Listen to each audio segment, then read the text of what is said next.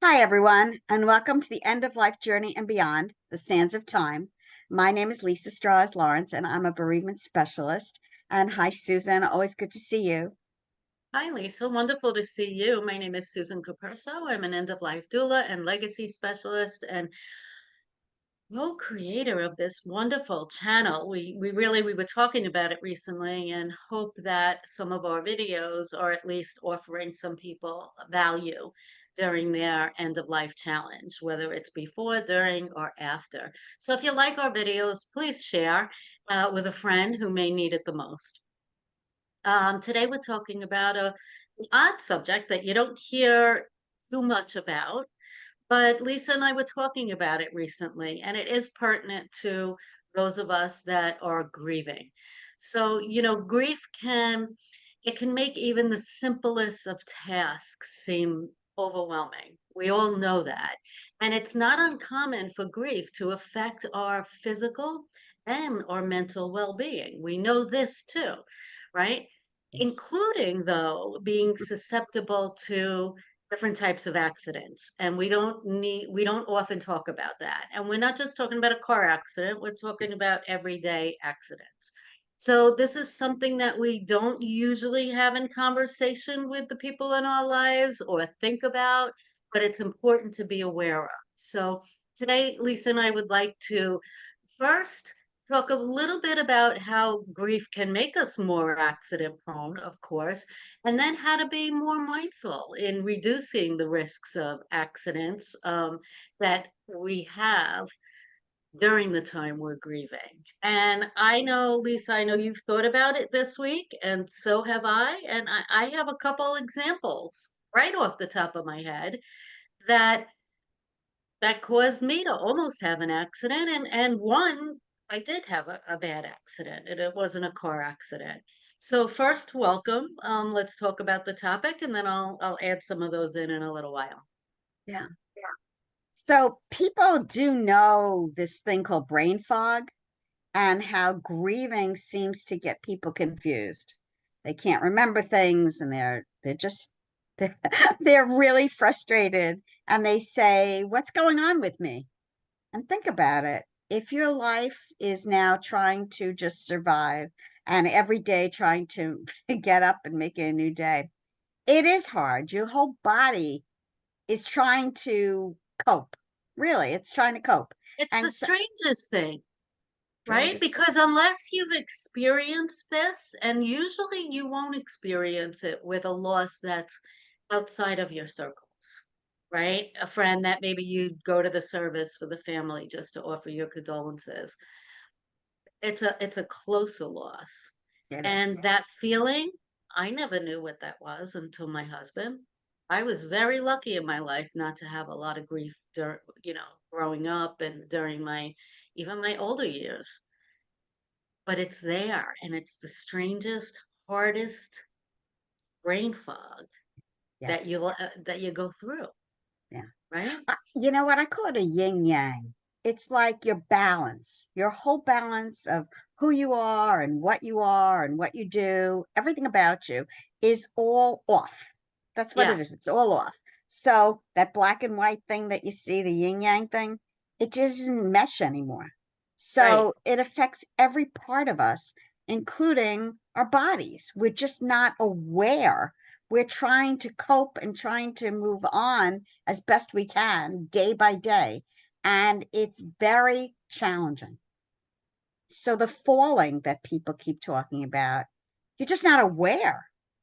It how do you describe that? We don't know why. Yeah. We know that it's the trauma Yes. that we're going through, but it's something in our brains and physical bodies that can just shut off, even though we don't realize it's happening. Why is it happening? We don't want it to happen.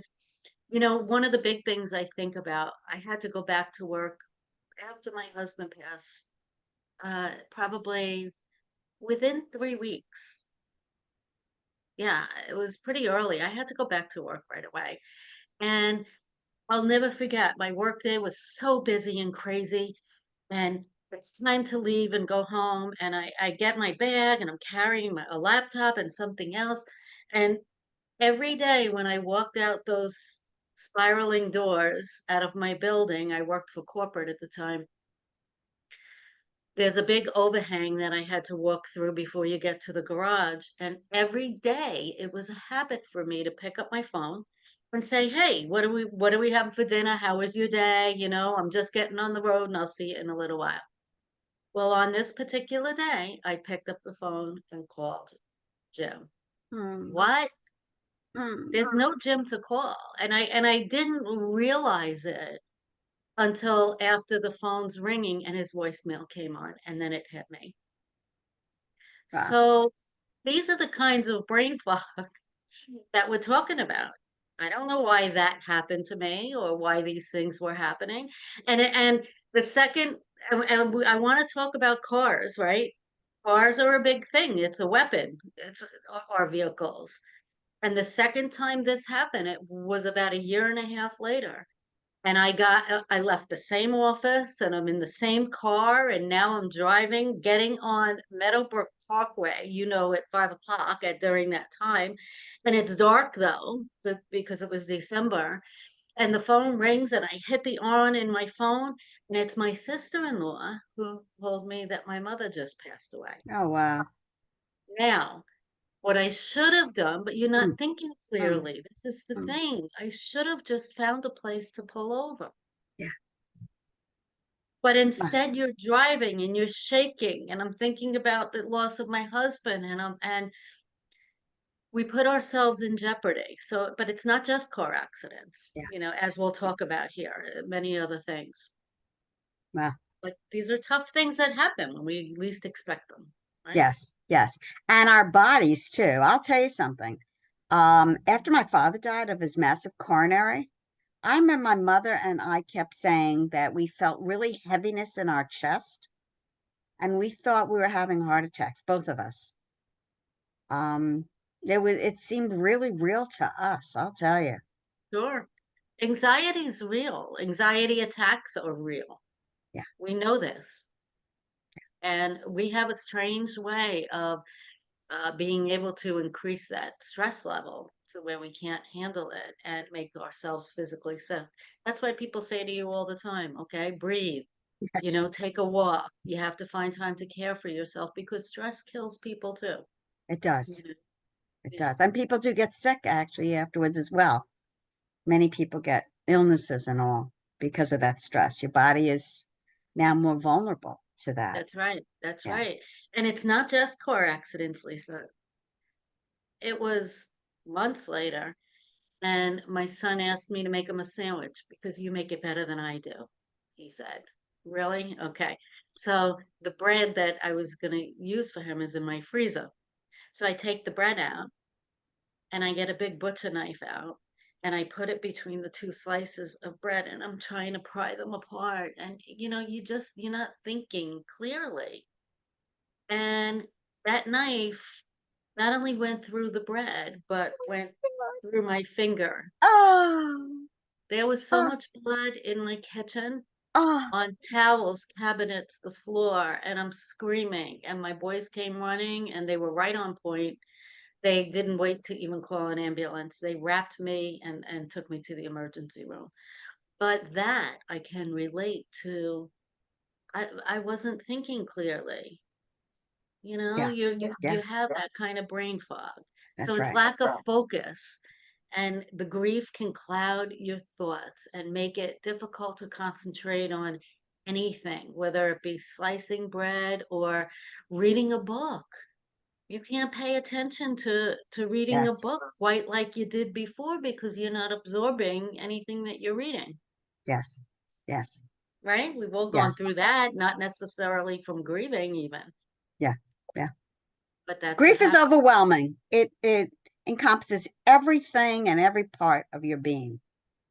Things don't taste the way they used to. Things don't look the way they used to. You don't feel the way you used to. Everything is different. And when you think about it, how can it not be? You've lost a loved one that's been part of your life.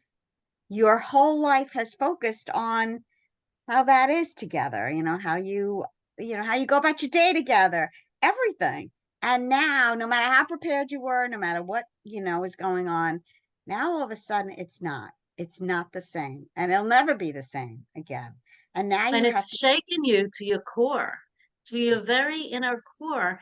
And unless your friend or loved one or another person in your life has experienced that, they're not really going to understand exactly what you're going through. They're not. I and mean, how can you not blame them? only You can't blame them. You know oh, that? you can't when you haven't been through it. You haven't That's stood right. in somebody else's shoes. But the emotional turmoil, it causes physical symptoms every which way, like being fatigued, Oh yeah. okay? Being tired just all the time, and I don't know why, and I shouldn't, even dizziness and headaches, all of that can contribute to different types of accidents, whether in the car or minor or out in your backyard while you're gardening, right? Right. That's true. And that's why they talk about the fact that you don't really see things. You may not see something in front of you, which you would normally see, or a step that trip on. You don't see Yeah, anything because your perspective is different. Every yeah. part of you is seeing things differently now, or not seeing them. You know, one thing we don't think about is how it impairs our ability to make decisions too, Yes. Yes. right? And this is really big. It inhibits us from making clear and rational decisions, and which can lead to risks, Yeah. risky behaviors and risks in doing things that we would normally do and it would be okay. But when you're not thinking clearly and you have to walk 3 steps out of your kitchen to go down to your mudroom, but you're not thinking clearly, it's easy to trip and fall down those 3 steps. That's right. And I know that firsthand too. Mm. And that wasn't alcohol or drug induced. That was with my supposed clear mind. But I hadn't thought before we got together today, Lisa, I hadn't thought of the word brain fog, but that clearly summarizes that It feeling, does. It does. right? It does. Yeah. Yeah. So it's And all what about normal. sleeping? Oh, Sleeping, sleeping. right? So your sleep patterns are going to change and your dreaming's going to change. And that results in fatigue and taking the alertness out of your Sure. day in Sure. doing normal things. Sure. Sure. All of that can contribute to being accident prone. Yeah. So it's just something to think about. It's not a topic that we address in That's our right. own family and friends. We don't think that by me not being clear-minded, anything can happen. I could Right. drop a gallon of glass juice out of the refrigerator because you're just not paying the clear-minded attention that you should be, Right. right? Right. Right.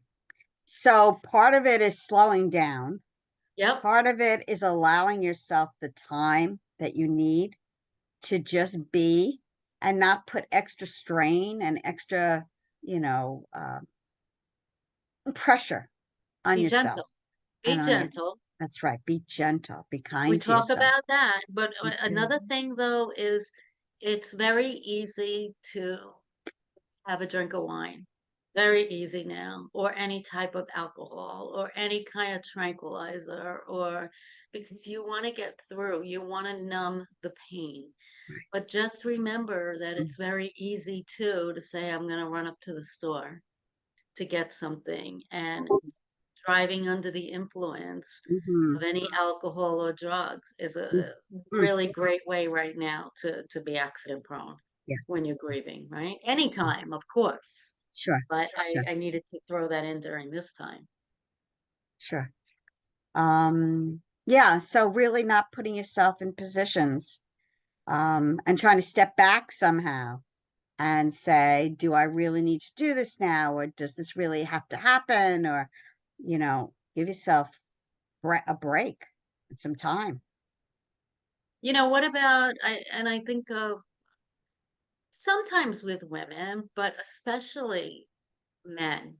Men try and be the tough guy Mhm. and I'll be okay. And they don't realize the extent or the magnitude of their grief. So maybe they'll do different things. And that can include high risk activities, right? Or extreme sports. Sure. or doing things where they're just angry and they're hiding that grief, Yeah. and things can happen during that time as well. Yeah. Yeah. It's painful, and trying to take away the pain is just very difficult. So part of it You is know, going to the people who at least love you and care about you and support you so that, you feel like you're nurtured and taken care of because you need that. yeah. And a lot of us don't want support, or don't think we want the support, but it's really important to know that yes, you need the support and you can use the support with as many people, and different people support you in different ways. Right. We know that. Like we all have friends for different reasons, seasons, and Yes. occasions. Yes. We might call that one for one reason, but we would never call that one for that reason because Right. we know how she'll react. So keep that in mind when you're looking for this type of support. And also, you know, being accident prone, uh, I think can have to do with you getting to the point where isolation is involved. Yeah. When for long periods of time when you're alone, and there's loneliness and depression, and there's always bigger chances of um, some type of accident. Again, not only car accidents, but look at my situation with the knife, Mm, right? mm, yeah. So making impulsive choices or decisions during this time is really easy Mm, to do. mm, I'm It's 10 years since my husband, and I did lose 13 people within the 2 years after him. mm. So am I still grieving? I don't know. Part of me always feels like I'm grieving for all these people that I've lost, right? And now clients that I work with. I think I grieve in a sense for my clients that I become close to as well. But I don't think I'm grieving like I used to grieve. Right. Right? My grief has gotten a little different now. I'm not afraid of cutting the bread. I can be more mindful, of course, when I'm driving you know, but sometimes I still make impulsive decisions. And I know we all do, but you have to be aware of that as well. I was feeling sad about my husband. Mm. 10-year anniversary this year, Lisa, and I was feeling sad. And just a couple weeks ago, I got in front of the computer and I said, I have a birthday coming up this year, and I am making myself feel better just about life in general. And I booked a trip. Yeah. Good for you. Hold on. Uh-uh. I I didn't care about asking a friend or anybody to go with me. I wanted to book a trip to go by myself. Okay. I wanted to sit in a beautiful space and read and relax and enjoy some beauty. Okay. So I picked a really big, beautiful, beautiful, expensive place. Good for you. It's not good, Lisa. I ended up Uh-uh. canceling it. Oh, really? I ended up canceling it. I'll tell you why. Because I chose a top-notch place to make me feel the best I could possibly feel. I wanted to be a princess on this trip. Okay. So between the place and the car and the airfare, it was A an lot of money. $8,000 trip. Wow. For one person. And from just me. Oh, wow. So I sat with it, and for the first few, and it was impulsive because I was feeling bad that morning. That's why I'm talking about being impulsive and Mm. in your decisions. I should have given myself a few days to think about it. So I gave myself a few days to think about it after the fact. And what I thought was the reasons I want to go and sit and read a book and look at beauty does not have to cost me $8,000. Right. It really doesn't. No, it doesn't. And I could put it on charge cards. I can find a way to pay for that trip. That's okay. But do I really need to pay that amount of money to bring a little bit of peace into my heart and into my mind? And I don't, because I could really drive down the road. We live on beautiful Long Island, and I could Hmm. spend the day sitting in a beach chair and reading and look at a beauty. Hmm. And I saved $8,000. So, but it was impulsive because of the moment of feeling sad and sorry for my life. So 10 years later, you're still gonna feel these things, and I know you do too, Lisa, once in a while, but we're here to tell you that it's okay. The next day I didn't wake up feeling that way, and that's why I decided to think a little bit more rational. And I was able to get out of what I put into motion. Okay. That was an impulsive move. Hmm. So you will make impulsive decisions, that maybe you might regret the Mm. next day.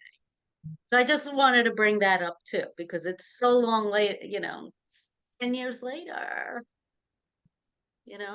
but we still, grief changes us. Grief It changes does. us in It so does. many ways, It does. It does. you know. Yeah. And we get through somehow and we come out the other side and we continue our lives somehow, you know? Somehow. We absolutely do. And we have to know that our lives are so short here. That's And right. just because our loved one is gone, that was their story, that was their journey, but now we have the rest of ours to live.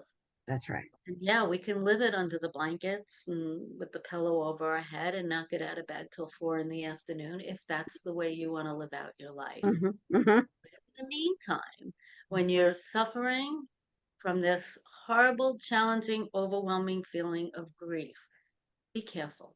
Yeah. Yeah. Be careful, right? Yeah. Yeah. I think Always just taking care of yourself and trying to step back and just slow down slow and down. Be yeah, mindful. yeah. Think of the things that Lisa and I always talk about. Try meditation if it's by yourself at home or at a place, try yogas. Try some tai chi. I always want to do that and I haven't done it yet. But anything to promote relaxation and calmness. Lisa mentioned earlier support. Lean on friends, a support group if you have to. Anything that's going to help alleviate that emotional burden because it's real. It is real. This emotional burden is really real. And work on ways to sleep. Work on ways to sleep better and stay in the present moment. Nobody's thinking about yesterday or last year or 25 years ago, just you. Just you. And that can put a really big burden on your brain and on your mind and your body and your soul. Yeah, So staying in the present moment of what you're doing is really important, an important technique, I think, and grounding to give you some more balance in your life. it is. It is. And I think just really being kind to yourself, period. Don't Mhm. expect yourself to be doing all kinds of things or I should be this or whatever. Don't do that to yourself because Right, that's unfair, unfair right. to yourself. It's like, Take how one would step somebody at a else want to be time. treated? How would you want somebody else to be treated? Well, look to yourself and say, okay, how do I need to be treated too? You know? And remember not to get annoyed, with the other people in your life. Nobody's been in your shoes. And if Yes. they haven't, if they've experienced a major loss where they can't even take a baby step moving forward, well, then that person understands you like Lisa and I. But in your circles, if that person that you love and depend on has not been in your shoes, they'll try and be nice, but they might not always say the right thing. They're not Yeah. feeling what you're feeling, and accept them for that and understand they haven't been there. Yes. They haven't walked your walk. That's So right. give them a little leeway. That's Yeah. all. Yeah. Yeah. All right. Anything else about little No. accidents, Lisa, that we didn't tap on? Now, my accident was before he died. Um, and that was really serious and really major. And I'm sure I just wasn't functioning. I mean, he was dying and I wasn't functioning and I fell over the But you were dogs and also grieving. You were grieving. I was. We forget that. Don't, there are many caregivers and people today who are grieving before they've lost a loved one. when your loved one has a terminal diagnosis and you're Mhm. in the last month or two of life, you're watching the transition happen every That's right. single day, Right. and you're suffering grief and a Yes. loss then Yes. as well as after. That's true. And we forget that if you have not been a caregiver or you haven't been with somebody on that level, we forget that you're grieving before your loss as well. So to think of these things that we're talking about today, even if you haven't lost your loved one yet, Yes. Yes. Yes. Yeah. right? Yeah. Yeah. If you have any questions or just need some guidance or maybe either support in a way where you just need some maybe resources, um, Lisa and I are here. Reach out anytime, that's why we put our phone numbers up top. Call us, ask us a question, and if we can't help, maybe we can guide you in the right direction, Yeah. Yeah. right? Absolutely. Yeah. Yeah. Okay. So share our page, like our page. Thank you for listening in, and we'll talk to you next week. We have a few really good guests coming up in the next couple months. So stay tuned, and I hope you're enjoying our channel. Great. Thanks again. Thanks for Bye, watching. Lisa.